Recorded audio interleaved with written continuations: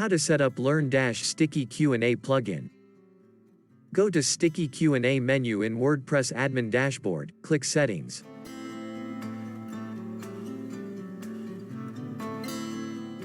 First, copy the shortcode given on bottom of setting page and create a new page and paste the shortcode.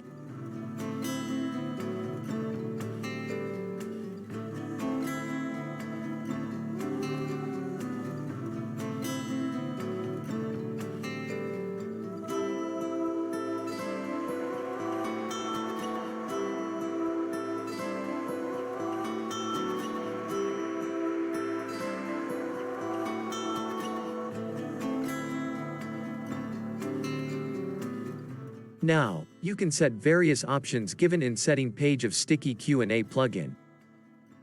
First, set the Q&A button front end position. You can set any of the 8 positions available. Here we set middle right.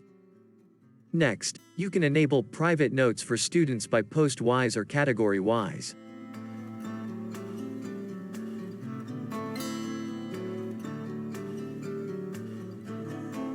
Next option is for enabling auto approval. You can set auto approved for certain roles.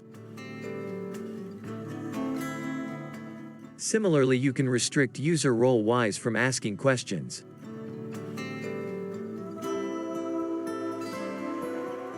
You can delegate power to reply directly from admin dashboard to certain roles like instructor role for replying students' questions. If you want to set the default avatar image for user or admin.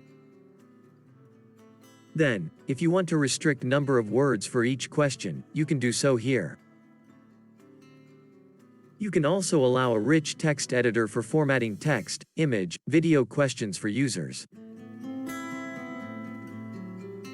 After all the settings done, click on the Submit button.